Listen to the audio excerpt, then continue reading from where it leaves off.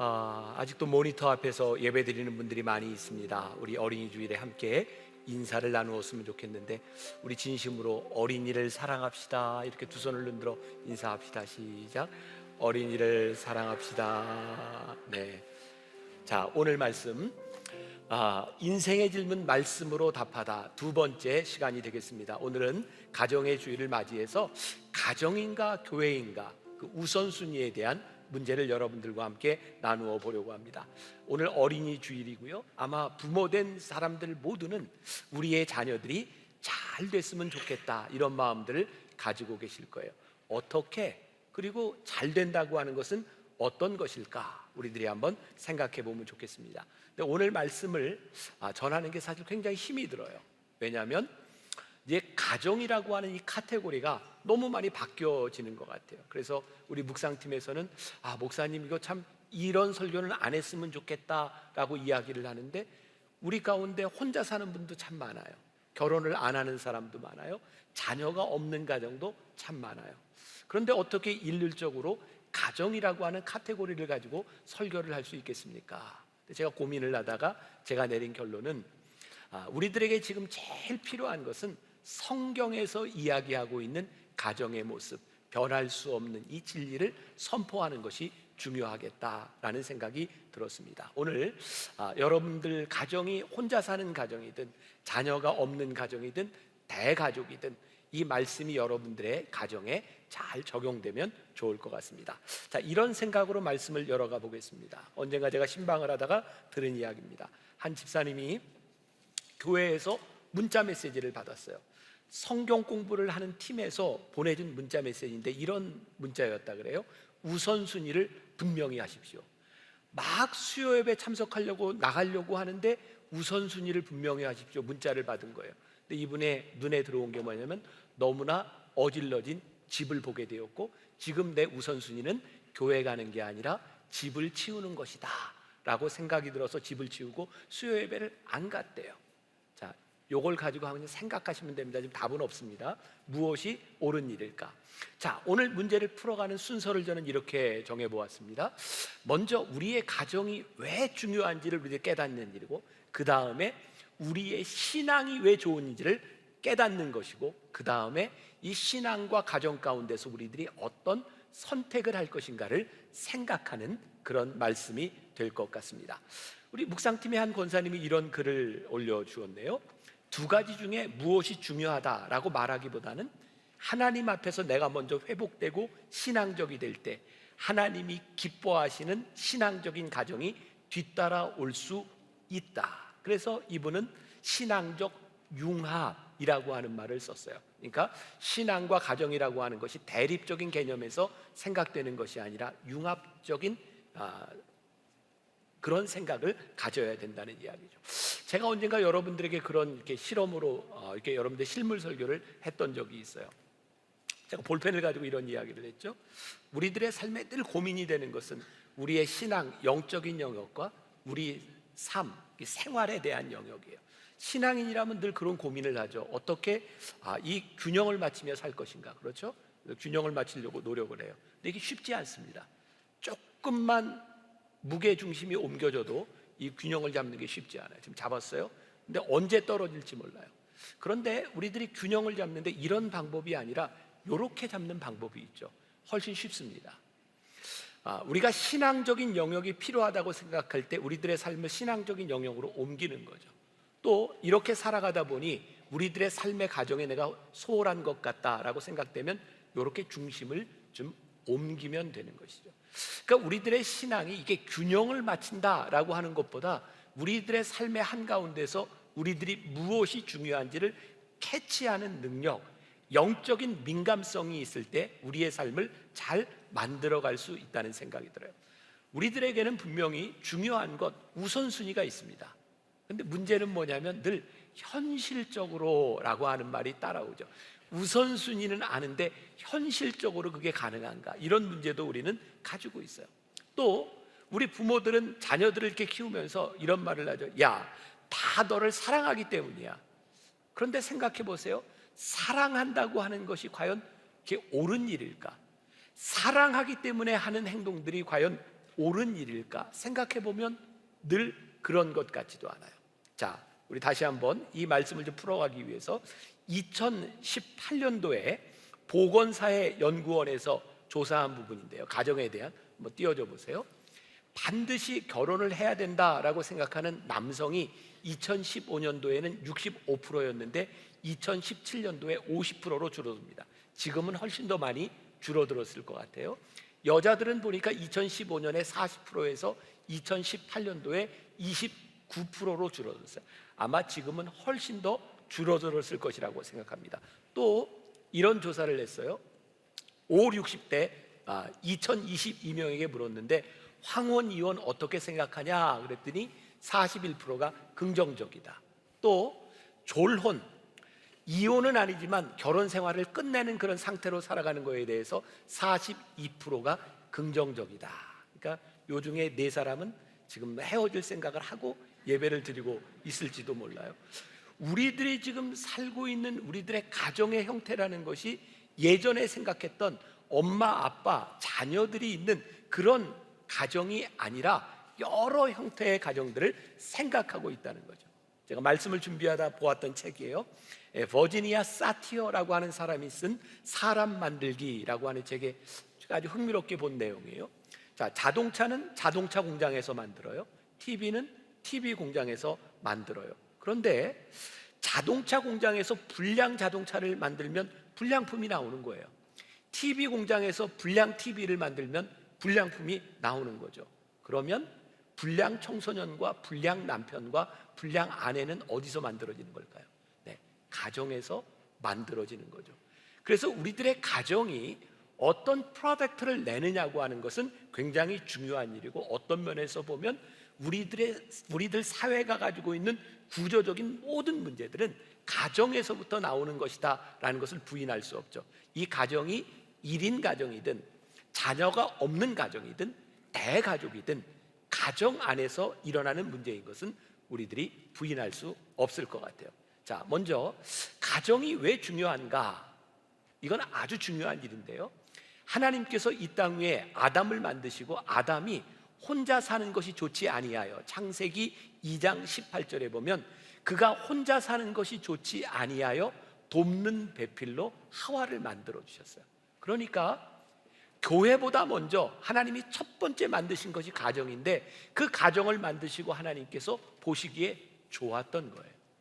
그러니까 우리의 가정이 깨어진다고 하는 것은, 가정이 좋지 못한 모습을 가진다고 하는 것은 하나님의 마음을 아프게 하는 일이다.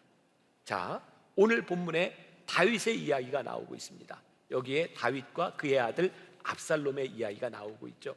여러분과 아시는 이야기죠. 압살롬이요, 아버지를 배반하고 반역을 일으켜요. 아버지와 아들 사이에 싸움이 일어났어요. 그런데 이제 역전이 되어서 이제 다윗이 그 아들, 그 반란군들을 제압하는 상황이 된 거죠. 여러분들 아시는 것처럼 압살롬은 머리가 긴 그런 사람이었고 굉장히 아름다운 용모를 가지고 있었다 그래요. 그런데 전쟁 중에 도망가다가 머리가 나무에 걸려서 죽죠. 그런데 이 소식을 누가 전할 것인가? 근데 다윗이 전쟁에서 돌아온 사람들에게 묻습니다. 내 아들이 어떻게 되었는가? 압살롬이 어떻게 되었는가? 그랬더니 구스 사람이 뭐라고 대답을 하냐면, 왕을 대적하는 자들은 다 그 청년과 같이 되기를 원하나이다. 지금 무슨 얘기를 하는 거예요? 아들이 지금 죽었는데 왕을 대적하는 모든 사람들이 다 죽기를 바랍니다. 결국 압살롬이 죽었다는 얘기를 전한 거예요. 이 구스 사람 생각에는 이 아버지가 그 이야기를 들으면 좋아할 줄 아는 거예요. 반역을 일으켰던 이 못된 아들이 죽었다는 이야기를 전하는 것이 그 왕에게 기쁨이라고 생각한 거죠. 근데 오늘 본문 말씀을 보니까 어떻게 되었어요? 다윗이 그 이야기를 듣고, 내 아들 압살롬아, 내 아들 압살롬아, 내가 너를 대신하여 죽었더라면. 그리고 압살롬의 죽음을 놓고 우는 아버지의 마음이 있어요. 아마 자녀를 둔 부모라면 다 그런 마음이 아닐까요? 내 자녀가 아무리 못됐어도 그 자식이 내 자식인데 그 자식의 죽음을 놓고 왜 어떻게 슬퍼하지 않을 수 있겠어요? 제가 얼마 전에 어떤 목사님과 대화를 하는데, 은퇴하신 목사님인데 그분이 이런 표현을 쓰시더라고요. 우리가 가정의 날이 되면 부모의 은혜, 부모의 은혜라고 이야기하는데 이분은 자식의 은혜를 생각하게 된다. 여러분 그런 말 들어보셨어요? 자식의 연애? 근데 그분 이야기를 들으니까 일리가 있어요. 그 자식이 부모에게 주었던 큰 기쁨, 자식으로 인하여 기뻐했던 그걸 생각하면 자식이 부모에게 준 은혜가 너무 크다는 거예요. 다윗이 사랑했던 아들 그 압살롬이 죽었다는 이야기를 듣고 그 아버지가 슬퍼했던 모습, 아마 자녀를 키워본 부모들이라면 우리들이 얼마든지 공감할 수 있는 그런 모습이라고 생각해요. 성경에는 수없이 이 가정을 잘 지키기 위해서 가정의 구성원들이 어떠해야 되겠다고 하는 걸 말씀하고 있어요. 특별히 에베소서 6장 1절부터 4절까지에 보면 우리 같이 한번 한 목소리로 볼까요? 에베소서 6장 1절부터 4절 시작. 자녀들아 주 안에서 너희 부모에게 순종하라. 이것이 옳으니라. 내 아버지와 어머니를 공경하라. 이것은 약속에 있는 첫 계명이니 이로써 내가 잘 되고 땅에서 장수하리라. 또 아비들아 너희 자녀를 노엽게 하지 말고 오직 주의 교훈과 훈계로 양육하라. 자녀들에게 부모에게 어떻게 해야 될 것을 말씀하고 있어요. 왜? 하나님께서 만들어주신 가정이 행복해야 되니까, 잘 돼야 되니까. 그러니까 이런 맥락에서 보면 이 신앙과 이 가정이라고 하는 것은 대립할 수 있는 게 아니에요. 신앙을 가진 가정이 잘 돼야 되는 것, 결국 신앙과 가정이라고 하는 것은 보완 관계에 있다고 하는 것을 우리들에게 분명히 이야기해 주고 있죠. 우리 주님은요, 성경에 보면 신앙이라고 하는 이름으로 가정에 소홀히 하는 것을 위선이라고 말씀하고 있어요. 아주 오래된 이야기인데 들어보신 분이 있을 것 같아요. 여자 셋이 남편에 대해서 이야기를 하는 거예요. 한 여자가 이야기합니다. 우리 남편은 우리 집의 대장이야. 단 한 푼도, 돈 한 푼도 남편의 허락이 없이는 못 써. 두 번째 여자가 이야기합니다.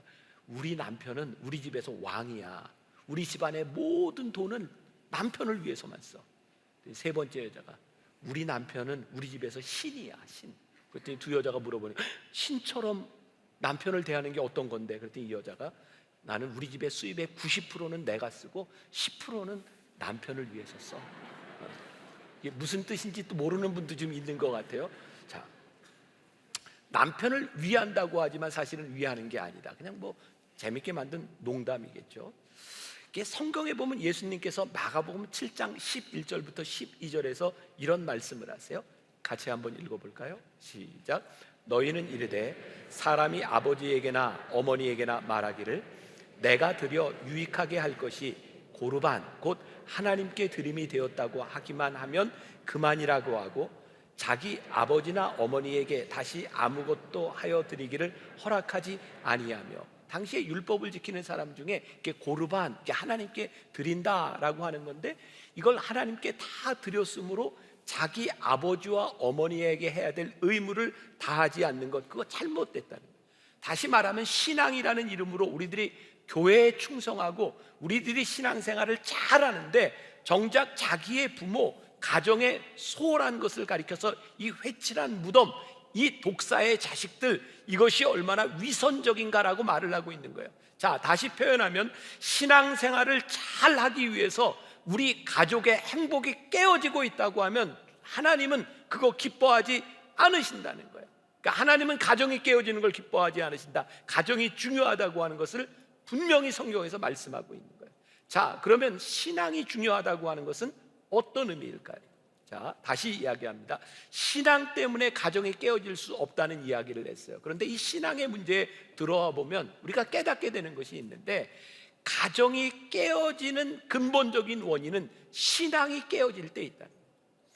자, 신앙 때문에 가정이 깨어져서는 안 되는데 가정이 깨어지는 많은 원인들이 신앙이 깨어질 때 가정에 문제가 생긴다는 거예요. 이 문제를 우리들이 풀어가야 되죠. 오늘 본문에 나오는 다윗, 오늘 다윗의 이 가정이 얼마나 역기능적인 가정인지 몰라. 아니, 심지어 아들이 아버지를 배신하고 아버지의 군대에 의하여 아들이 죽어가는 이 어려운 상황들을 직면하고 있어요. 다윗이 어떤 사람이었나요?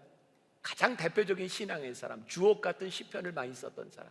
우리가 잘 아는 시편 23편, 여호와는 나의 목자시니 내게 부족함이 없으리로다.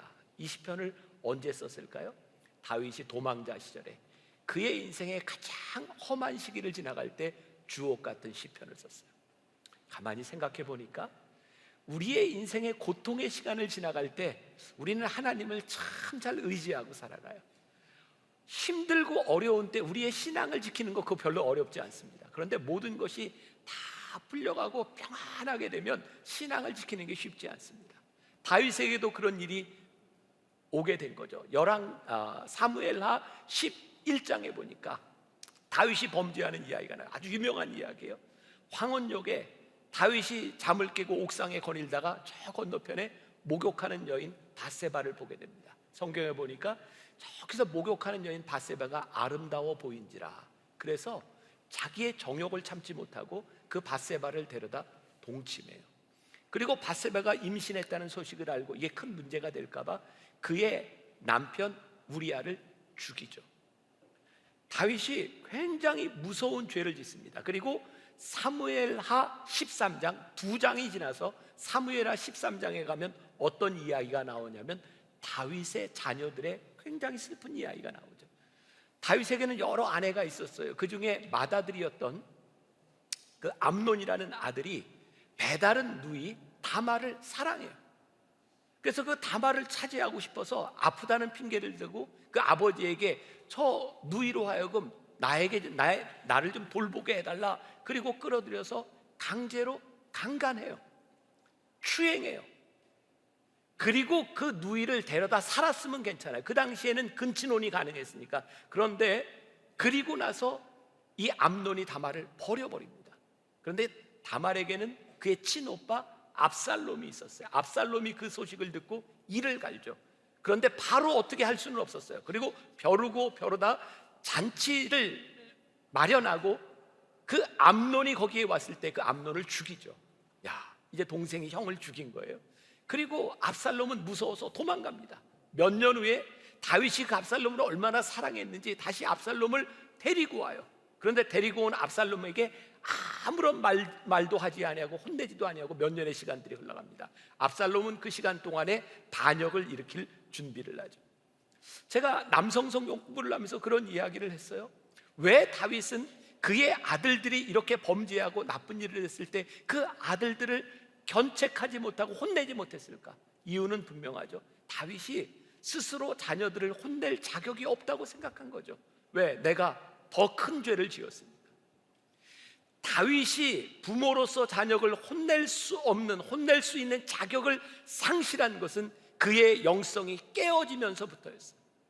우리는 시편을 통해서 다윗이 어떤 사람인지를 알아요. 그는 새벽을 깨우는 사람이었어요. 하나님을 찬양하는 사람이었어요. 그런데 그가 어느 날 그의 그의 신앙의 일상이 깨어지고 성경에 보니까 어느 날 자고 일어났는데 언제였어요? 새벽이 아니었어요. 황혼역에 일어났어요. 그가 무엇을 했는지 성경은 기록하지 않습니다. 분명한 것은 그가 하나님 앞에 일상적으로 했던 신앙의 행위가 깨어졌을 때 우는 대적이 우는 사자같이 우리를 두루 찾는 것처럼 다윗의 마음속에 죄가 들어갈 준비가 되어 있었고 저 건너편에 목욕하는 여인을 바라보며 그에게 욕정이 생긴 거죠. 굉장히 중요한 일입니다. 그의 삶의 신앙적 일탈이 그로 하여금 도덕적 타락으로 이끌고 도덕적 타락이 그의 가정을 역기능으로 만들어가고 있는 거예요. 생각해 보니까 가정이 굉장히 중요한데 신앙 때문에 가정이 깨어질 수 없는데 가정이 깨어지는 원인을 보니까 어디에 있어요? 그의 신앙이 깨어지면서부터 그의 가정이 잘못되어 가는 것을 보게 돼요. 신앙적이지 못한 가정에서 우선순위가 얼마나 위험한지, 영성이 죽으면 도덕적 우선순위와 하나님 앞에 우선순위가 잘못 세워진다는 것을 이 다윗의 가정을 통해서 우리들이 보게 되는 거예요. 그러면 우리들에게 중요한 숙제가 있는 거예요. 우리의 가정을 위해서 우리는 가정이냐 신앙이냐에 대한 문제가 아니라 어떻게 신앙적 가정을 만들 것인가, 우리들이 이분법적으로 하나를 선택해야 되는 문제가 아니라 어떻게 신앙적 가정이 이루어질 수 있는가를 보아야 되는 거죠. 이게 성경에 나오는 단어 중에 염려라고 하는 단어가 있어요. 고민한다는 말이 있어요. 이거 다른 문제입니다. 성경은 우리들에게 염려하지 말라고 가르치지만 우리들이 깊이 생각하고 고민해야 된다고 이야기해요. 여러분, 가정을 위하여 우리들이 염려하는 것이 필요한 것이 아니라 신앙과 가정 사이에서 우리들이 심각하게 고민하며 우리들의 삶의 스탠스를 가지는 게 중요한 거예요. 오늘 두 가지 간단하게 이야기합니다. 첫 번째는 우리들에게 믿음의 아버지가 필요하다. 또 하나는 눈물의 어머니가 필요하다. 사실 이 부분을 둘로 나누었더니 묵상팀에서 저에게 또 이런 글을 나누어줘서, 목사님, 이제 기능을 아버지의 기능 또 어머니의 기능 이렇게 나누는 것은 이게 젠더 이슈, 또 이거 굉장히 문제가 될 수 있습니다. 요즘은 그렇게 얘기하면 큰일 납니다. 목사님, 이 말 하면 안 됩니다.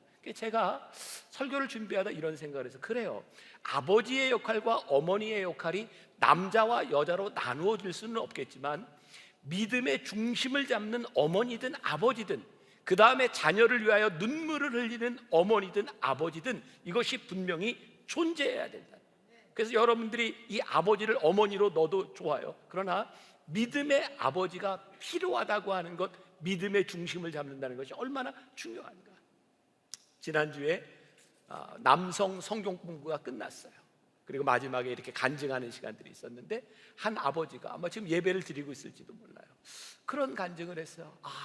이 남성 성경 공부를 조금 더 젊었을 때 일찍 이 공부를 했더라면 우리 가정이 참 좋았을 텐데. 근데 그분의 고민이 뭐냐면, 다 장성한 딸이 있는데 집에 들어가면 딸이 별로 아는 척을 안 해요. 말도 잘 안 해요. 이분이 그런 고백을 해서 딸이 얼마나 미운지 모르겠다. 너무너무 밉다는 거예요. 그런데 말씀을 공부하고 남성 성경 공부를 하고 아버지의 역할이 무엇인지를 이렇게 깨닫게 되면서 생각해 보니까, 지금 딸이 나에게 이렇게 대하는 것이 너무나 당연하게 느껴지는 이유가, 이분이 젊었을 때 그 어린 딸에게 대했던 자기의 모습을 보니까 이 딸이 지금 나에게 이렇게 대하는 것이 당연하게 느껴지는 거예요. 지금 우리는 우리의 자식에 대하여 누가 문제라고 생각할지 모르지만, 사실은 그 자녀들이 자라는 그 가운데 믿음으로 중심을 잡았던 아버지의 모습, 우리 신앙의 호주로서의 모습이 있는가? 모르죠. 지금은 신앙의 호주가 엄마인지 아빠인지 모르겠어요. 누가 주도권이 있는지 모르겠어요. 얘들아, 너희 집에서는 엄마가 주도권이 있니? 아빠가 주도권이 있니? 엄마요. 그래. 자, 모르겠어요. 그런데 분명한 건, 제가 남성 성경 공부를 하면서 보았던 책 중에 교회 가고 싶은 남자라는 책에 보니까요, 이렇게 되어 있어요. 신앙의 그 가정의 주도권을 가지고 있는 아버지가 예수를 믿게 될 경우와, 그리고 어머니가 예수를 믿게 될 경우, 엄마가 예수를 믿을 경우에는 가족이 다 함께 신앙생활을 하는 퍼센테이지가 17%. 그런데 아버지가 예수를 믿을 때 93%의 가족 구성원들이 함께 예배를 크리스찬이 된다는 거예요. 결국 중요한 것은 이 가정의 주도권을 가지고 있는 그 중심을 잡아주는 사람이 어떤 역할을 하는가. 그러니까 믿음의 가장이 세워진다는 것은 굉장히 중요한 일이죠. 두 번째, 어머니의 눈물이 필요하다. 여러분들이 지금 여러분들의 모습을 볼 때, 지금 나의 모습을 볼 때 나에게는 어떤 추억이 있는가? 여러분들에게는 눈물을 흘리던 어머니의 그런 기억들이 여러분들에게 있으신가요? 만일 여러분들에게 그런 기억이 있다면 진짜 복된 일이라고 생각해요. 우리 묵상팀의 장로님 한 분은 저에게 이렇게 얘기를 하셨어요. 목사님, 어머니의 눈물만 있는 게 아니라 저도 매일 새벽마다 자녀를 위해서 기도하며 눈물을 흘립니다. 아버지의 눈물도 있습니다. 아버지든 어머니든 자녀를 위해 흘리는 눈물은 굉장히 중요한 거죠. 자식의 문제를 가지고요, 치맛바람, 요즘은 치맛바람이라고 하면 또 안 되나? 2022년 올해죠, 2월 조선일보 아무튼 주말이라는 섹션에 보니까 문화가 변하고 있대요. 특히 코로나 때문에도 그렇고 재택근무를 하면서 요즘은 초록 어머니회, 이렇게 이거 뭐죠? 다 안 해요. 그게 엄마만 하는 게 아니라 아빠들도 요즘은 한대요. 그래서 헬리콥터 맘이라는 말이 아니라 요즘은 헬리콥터 데디. 학교에 아빠들이 많이 찾아간대요. 그래서 치맛바람을 일으키는 게 이제 엄마만 아니라 아빠들도 그 일을 한다는 거예요. 근데 제가 이런 도전을 드리고 싶어요. 자녀들에게 문제가 있을 때 발끈하고 학교를 찾아가는 엄마 아빠보다, 자녀들에게 문제가 생겼을 때 교회에 찾아가서 눈물을 흘리고 무릎을 꿇고 기도하는 엄마 아빠의 모습이 사실은 자녀들에게 훨씬 더 중요하다고 생각해요. 저도 몇 년 전에 고아가 됐어요. 아시죠? 저희 어머니 돌아가시면서 저도 고아가 됐어요. 안 불쌍하세요? 고아인데 제 기억에 있는 우리 어머니의 모습. 우리 어머니는 한 번도 저희 학교에 와서 선생님을 만나 주신 적도 없고, 저희 어머니는 공부를 많이 한 분도 아니에요.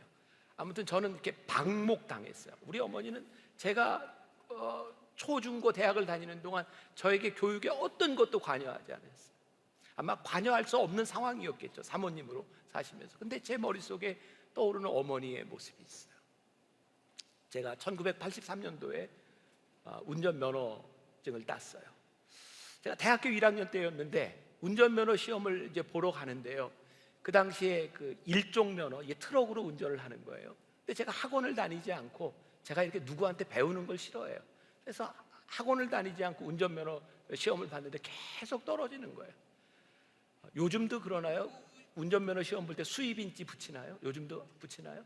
네, 그때 얼마나 떨어졌는지 수입인지를 붙일 데가 없었어요. 7번 떨어지고 제가 8번째 시험 볼 때였는데 저희 어머니가 안 되겠다, 같이 가자. 그래서 저기 잠실 탄천 운전면허 시험장에서 제가 시험 보는 동안 저희 어머니가 시험 끝날 때까지 그 뚝에서 기도하셨어요. 제가 8번째 붙었습니다. 그때 제 머리 가운데는 내 삶에 시험이 있을 때 엄마는 기도하시는 분이었어요. 저희 어머니는요, 저희 형이 대학 시험을 볼 때, 그때는 본고사 세대였어요. 목회를 하던 저희 어머니와 아버지에게 그 형이 대학을 붙느냐 안 붙느냐는 굉장히 중요하셨던 것 같아요. 너 대학 떨어지면 안 된다. 그래서 본고사 보는 날 저희 어머니가 같이 가셨어요. 저희 형은 전혀 그런 생각 없이 1시간 시험 끝나면 나와서 친구들하고 그 마이티라고 하는 그 카드 게임 이렇게 노름하고, 끝날 때마다 노름하는데 우리 어머니는 형 시험이 끝날 때까지 그 대학 뒷산에서 그 추운 날 기도하셨어요. 여러분, 제가 가끔 이야기하지만 제가 고등학교 3학년 때 처음 당구를 배웠거든요. 그 당시에 당구를 치면 정학을 맞던 시절이에요.